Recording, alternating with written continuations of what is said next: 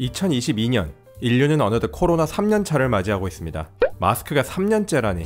그런데 여기 이 도시는 벌써 몇백 년째 전염병에 대응하고 있습니다.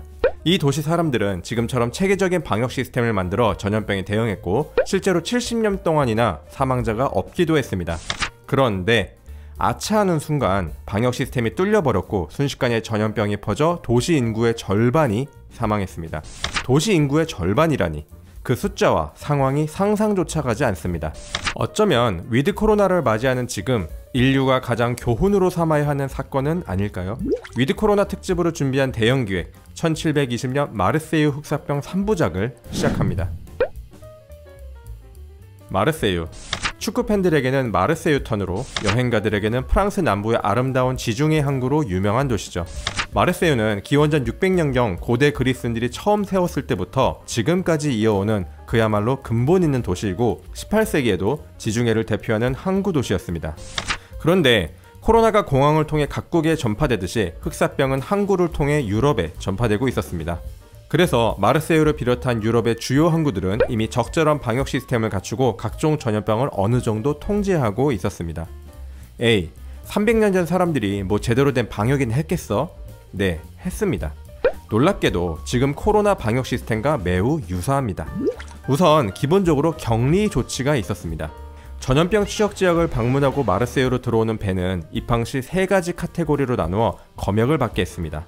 통상검역, 의심검역, 위험검역으로 나뉘는데 통상검역은 배가 전염병 지역을 방문했을 당시 특별한 전염병 징후가 없었을 때, 의심검역은 해당 지역에 전염병이 의심되는 상황일 때, 위험검역은 흑사병이 유행하고 있는 지역을 거친 배에게 부과되었습니다.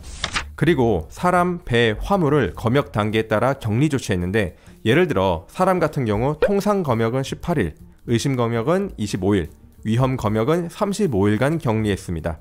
위험검역 단계 사람은 왜 하필 35일이었을까요? 이미 오랜 시간 흑사병을 겪은 유럽 사람들은 대략 흑사병의 잠복기가 32일이고 첫 증상 발현 후 평균 5일 후에 사망하는 것을 경험으로 알고 있었기 때문입니다.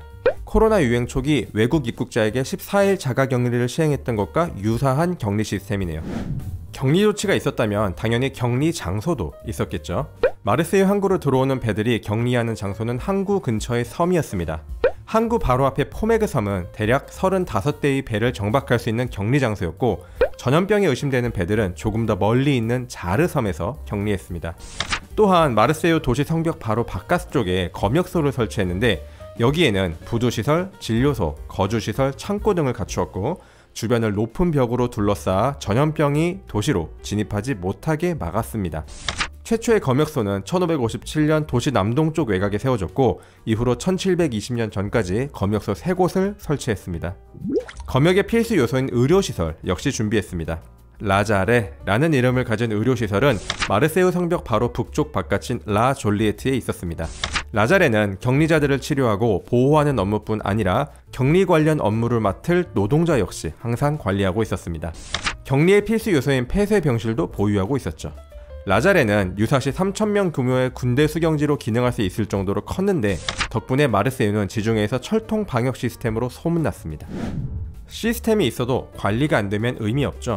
지금의 질병관리청처럼 마르세유에도 방역 업무를 담당하는 기구가 있었습니다. 바로 보건위원회입니다. 보건위원회는 언제 창설되었는지 기록이 없을 만큼 오래전부터 존재했습니다. 보건위원회는 시의원 2명과 공중보건위원 14명으로 구성되었으며 이 위원들은 상인, 교역업자, 선장 등 마르세유 항구 업무와 관련된 민간인이었습니다. 위원회는 마르세유 항구로 들어오는 모든 선박의 검열을 담당했으며 앞서 언급한 3가지 격리 단계를 결정하는 것도 이들의 업무였습니다. 시간이 지나면서 선박들이 각 항구에서 보건증을 발급받는 것이 점차 의무화되었는데 마치 오늘날 백신 패스와 비슷하네요. 이 보건증으로 격리 과정을 단축하거나 면제하는 결정을 내리는 것도 보건위원회의 역할이었습니다. 의무격리, 격리병원, 입항허가증, 보건위원회, 보건증. 지금 우리의 방역 시스템과 비교해봐도 전혀 꿀리지 않는 체계적인 시스템이 18세기 마르세유에 있었다는 점이 느껴지시나요? 실제로 마르세유는 1720년 이전까지 70여 년 동안 단 한 번도 흑사병이 뚫리지 않을 정도로 방역에 철저하고 진심인 도시였습니다. 그런데 이런 위용을 자랑했던 마르세유가 하루아침에 흑사병이 무너져 인구 절반을 잃게 됩니다. 무슨 일이 있었던 걸까요? K방역, 아니 F방역이 뚫린 과정은 2부에서 계속됩니다.